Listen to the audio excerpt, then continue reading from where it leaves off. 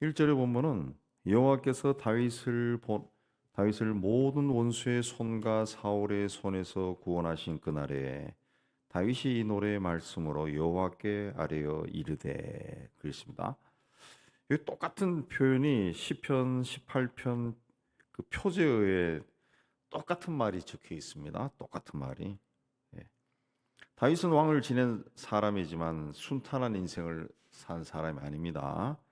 왕의 사위가 되는 그 복을 받았지만은 그 왕이 그를 죽이려고 쫓아다녔습니다.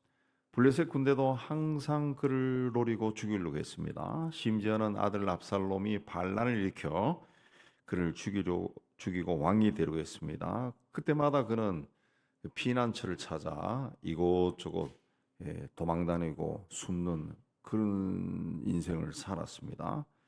성경에 보면은 요새에 숨을 때도 있고 굴 속에 숨을 때도 있고 숲 속에 숨을 때도 있었습니다. 그런데 그런 곳에 숨는다고 안전하다는 보장이 없었어요. 성경에 여러분도 아시겠지만은 사울 왕의 용변보로 다윗이 숨어 있는 굴 속에 들어온 적도 있었다고. 예. 그냥 안전한 보장이 없었어요.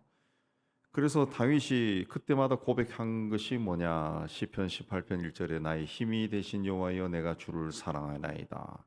나의 힘이 되신 여호와여 내가 주를 사랑하나이다. 하나님을 사랑한 겁니다. 내 힘이 되신 하나님, 그 하나님을 사랑한 겁니다. 그래서 시편 18편과 오늘 말씀이 1절이 똑같다는 거예요. 똑같습니다. 이 같은 맥락에서 고백한 겁니다. 그 하나님에 대한 사랑을 고백할 때마다 하나님이 그를 도와서 그에게 힘이 되어 줬습니다. 그 하나님을 만난 고백이 2절, 3절에 나오는 겁니다. 반석이고 요새고 건지시는 자고 내가 피할 반석이고 방패고 내 구원의 뿌리고 높은 망대고 피난처고 구원자시다. 그렇습니다. 이건 그냥 그 바울이 기도할 때 수사학적인 표현으로 이렇게 한 것이 아니라 그 인생 자체에서 하나하나 경험한 거죠. 어떤 때는 하나님이 반석이고 또 요새가 되기도 하고 자기를 구원해 주기도 하고 또한 피할 바위가 되고 방패가 되고 구원의 뿌리고 망대가 되고 피난처 구원자다. 하나님이 이렇게 다윗의 역사했다는 거죠. 그러니까 다윗이 얼마나 하나님을 사랑하고 하나님과 동행했느냐라고 하는 것은 다윗의 기도에 나오는 이 표현에서도 알 수 있다고요. 이건 그러니까 이 순간순간 매일매일의 삶 속에서 하나님을 경험한 거죠. 경험한 거죠. 보통 사람 같으면은 이제 자기 인생을 돌아보면서 하나님은 나의 피난처요, 뭐 나의 구원자요, 몇 가지 생각이 나지 않을 거예요. 근데 이렇게 다양하게 하나님에 대한 고백을 할 수 있었다는 것은 그만큼 다윗이 온전히 하나님과 동행하는 삶을 살고 그때마다 하나님이 나를 구해 주셨구나. 아이고 하나님이 나를 피하게 해 주셨구나. 그걸 그때마다 기억하고 하나님께 감사를 했기 때문에 이런 표현이 나오는 겁니다. 그래서 기도할 때마다 이 하나님을 생각하는 거죠. 바위가 되시고 방패가 되시고 피난처가 되고 그러니까 시편에 나오는 다윗의 기도들이 이런 표현이 굉장히 많이 나와요. 그러니까 근데 다윗의 기도에 시편에 나오는 다윗의 기도의 특징이 뭐냐? 제일 먼저 항상 하나님을 찬양하는 거죠. 하나님을 찬양하는 거죠. 하나님을 찬양한다. 그러니까 이런 그 하나님을 경험한 자기 고백이 나오는 거죠. 자기 고백이 제일 먼저 나오는 거예요. 제일 먼저. 예. 그러고 난 다음에 기도하는 거예요. 간구하는 거예요. 그러니까 그 기도가 얼마나 힘이 되겠어요. 얼마나 응답이 되겠어. 응답이 되는 거죠. 예수께서 우리에게 기도를 가르쳐 주실 때도 하늘에 계신 우리 아버지여. 그게 뭐냐? 하나님을 기억하라는 거죠. 하나님을 기억하고 하나님을 찬양하라는 거죠. 하나님을 찬양.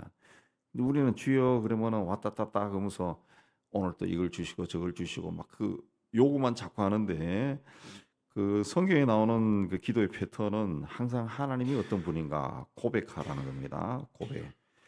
그래서 7절에 내가 환난 중에서 여호와께 아뢰며 나의 하나님께 아뢰었더니 언제 다윗이 기도했습니까?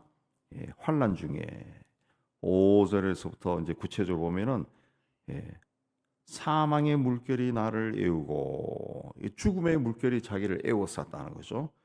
불의의 창수가 나를 두렵게 하였다. 이 자기를 파멸시키려고 파도가 막 몰려왔다는 거죠. 자기를 파멸시키는 파도. 뭐 우리 젊었을 때 요즘은 안 가지만은 그 바다에 가서 해수욕 해본 적이 있잖아요. 근데 파도가 몰아치면은 그냥 물결이 힐렁 오는데도 그냥 그 모래에 그냥 내동댕이 쳐져요. 저도 그런 적이 몇 번 있었는데. 어. 근데 정말 심한 파도가 치면은 사람이 곤두박질하죠. 예. 그렇게 이제 그 불의의 창수가 나를 파멸시키려고 하는 파도가 몰려왔다. 수월의 줄이 나를 두르고 이거는 지옥의 줄이 나를 감고 그런 겁니다. 자기를 이제 지옥으로 끌고 가기 위해서 줄이 막 자기를 감고 끌어당겼다는 거죠. 사망의 올무가 다가올 때 죽음의 덫이 나를 덮친다는. 자기가 길을 가는데 올무가 있어요. 짐승 잡을 때 올무 놓잖아요. 그 덫이 있다는 덫이. 그 밟으면 죽는다는 거죠. 이제 그런 것들이 오고 그냥 한마디로 환란이야 환란. 그래서 내가 환란 중에 여호와께 아뢰며 그랬습니다. 왜 이 하나님의 백성이란 성도들이 살아갈 때 환란을 만나느냐? 크게 두 가지 그 이유를 찾아볼 수 있는데 본인이 잘못했기 때문에 그렇습니다. 본인이 예, 욕심이 지나치다든가 특히 욕심이죠, 욕심. 죄된 생각이 본인을 그 지배해서 가지 말아야 할 곳에 가고 하지 말아야 할 일을 하면은 거기에 대해서 이 죄값을 치른 거죠. 예, 그게 이제 환란으로 다가오는 거죠. 예. 너무 무리하게 투자해서 막 부도가 나고 망해버린다든가 가지 말아야 할 곳에 가서 들켜가지고 창피를 당한다든가 어? 온 사회적으로 창피를 당한다. 하지 말아야 할 말 해가지고 사람들로부터 오해받고 미움받고 우리 성도라 할지라도 그런 일이 있다는 거죠. 그런 일이 있다. 또 하나는 그 하나님이 우리 믿음을 연단시키기 위해서 그리 환난을 주는 겁니다. 예. 그래서 내가 하나님 앞에 열심을 내고 기도 생활 뭐 신앙생활 열심히 하고 잘못도 없고 욕심도 없고 세상적인 욕심도 많이 다스리고 그렇게 하는데도 예, 병이 들고 사업도 안 되고 누명도 쓰고 고생도 하고 오해도 받고 그런 경우가 있어요.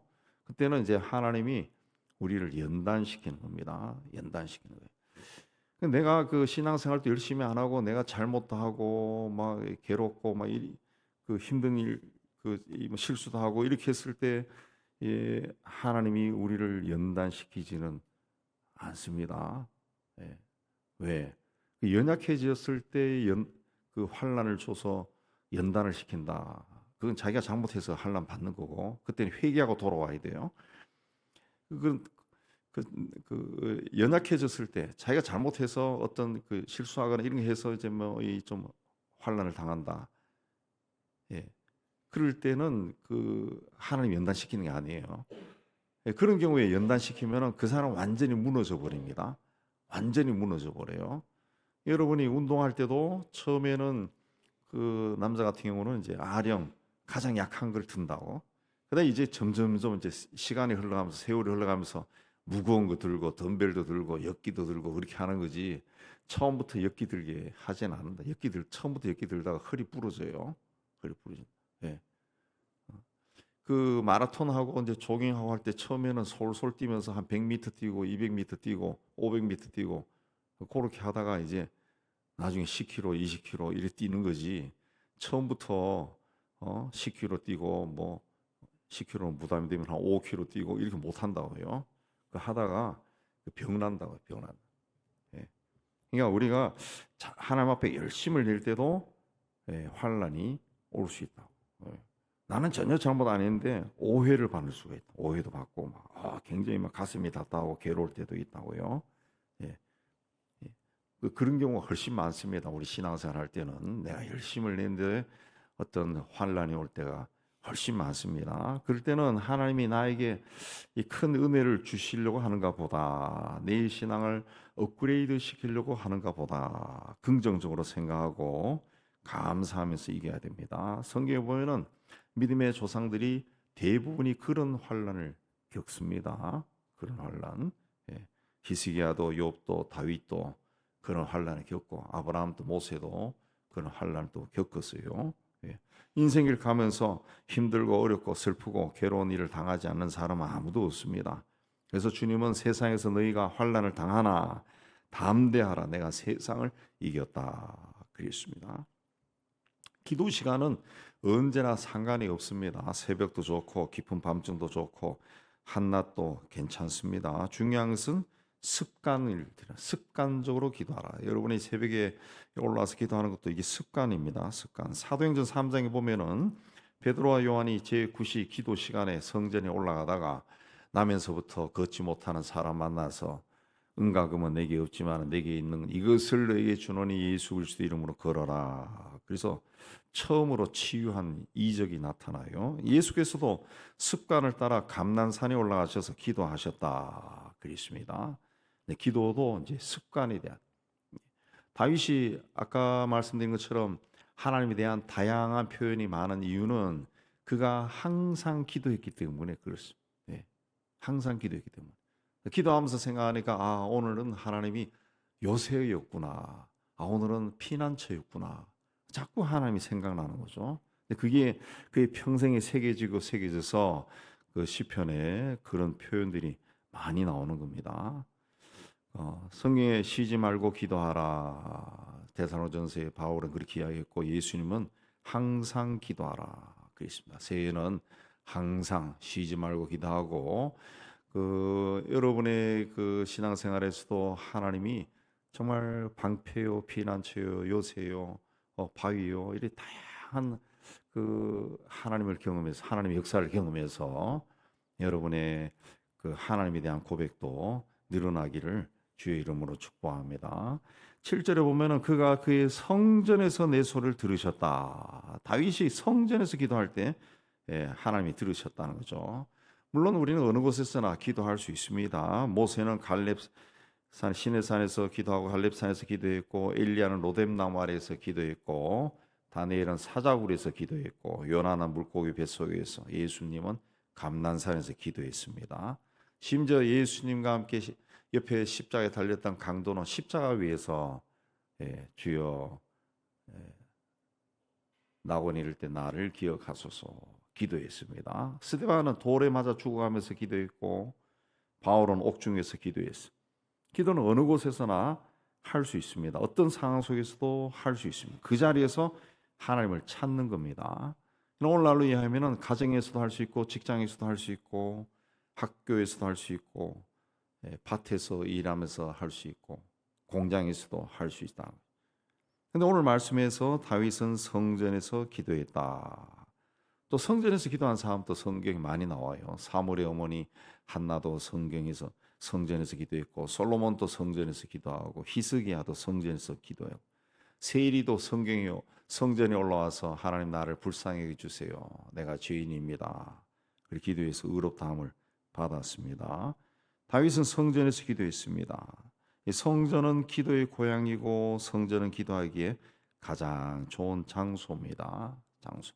예수님은 내 집은 만민이 기도하는 집이다.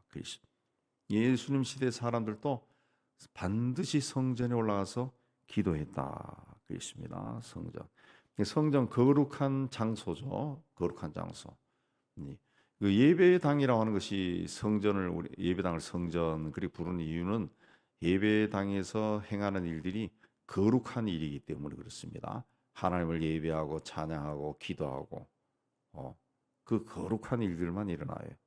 그래서 제가 그 사역하면서 보면은 이 예배당에 무슨 수리할 일이 있어서 전문가들을 부르면은 그 사람들도 들어오면은 여기서 굉장히 조심하더라. 이건 예배당이다. 그런 의식이 있는 거예요. 예배당. 그래서 이 예배당은 기도하는 곳이다. 그렇습니다. 우리는 모이기를 힘써야 됩니다. 모이면은 찬송하고 말씀 듣고 말씀 배우고 사랑하고 봉사하고 기도하는 기도하는 예.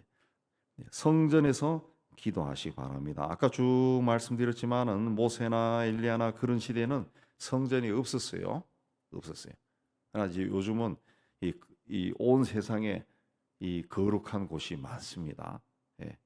이곳이 특별히 은혜가 되는 곳은 우리 집안에서는 가끔씩 예, 부부 사이 싸움도 일어나고 뭐 이런 것도 하지만은 이 예배당에서는 그런 게 없잖아요. 그리고 예배당에서는 사람들의 기도가 모여 있다고 항상 예배에서는 예배했던 찬송 소리도 여기에 모여 있는 것이고 우리가 안 보이지만 기도 소리도 여기 모여 있다고. 예. 그래서 여기서 기도하면은 하나님의 역사가 일어나죠. 일어나죠. 제가 우리 교인들 중에도 몇 사람인데 들었는데 자기가 이 예배당에서 그 기도하다가 그냥 막 입이 이상한 말이 나와서 나중에 알고 보니까 그게 방언이더라. 예. 뭐 방언하게 해주세요. 기도도 한 적이 없는데 막 기도 열심히 하다 보니까 이상한 말이 나와서 방언이야. 그 집에서 그렇게 기도해서 나옵니까? 안 나오죠.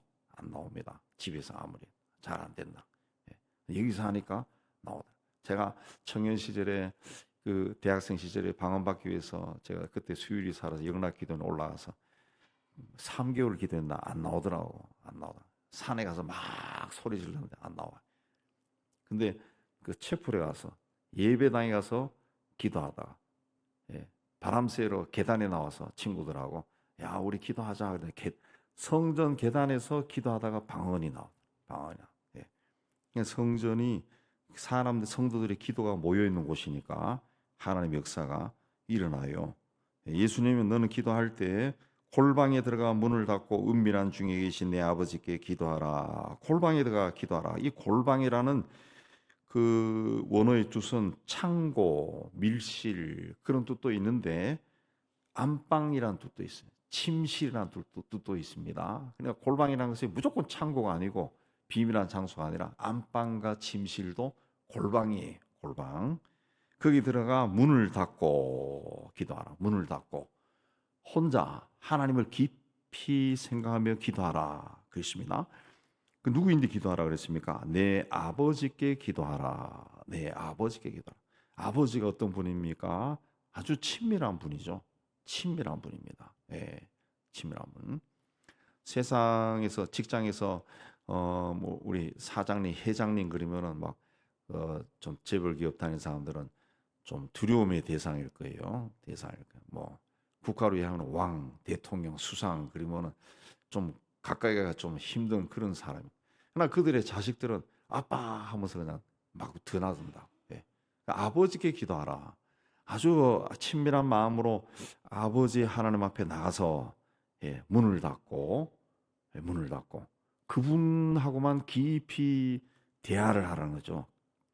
그분하고 기도에 집중하라는 거죠. 기도에 집중하라. 병에 걸린 히스기야는 침상에서 그 토라 누워서 벽을 보고 기도했다는 거죠. 벽을 보고.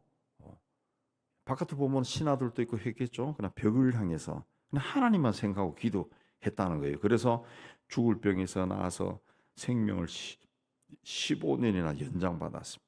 예, 바울과 실라는 감옥에서 기도해서 옥문이 열리는 이적을 만났습니다. 베드로가 감옥에 갇혔을 때 성도들이 기도해서 문이 열렸습니다. 문이 열렸습니다. 하나님만 깊이 생각하고 그 하나님을 아버지라 생각하고 아버지는 내가 필요한 것을 다 줍니다. 그 아버지라 생각하고 하나님 앞에 나가라. 막 어려워하고 막 힘들고 안 주면 그만이지 뭐 이런 말 하지 말고 아버지 앞에 나가서 간절히 기도하라. 그랬습니다. 예. 그다음에 7절에 보면은 나의 부르짖음이 거기에 들렸도다. 다윗은 부르짖어 기도했습니다.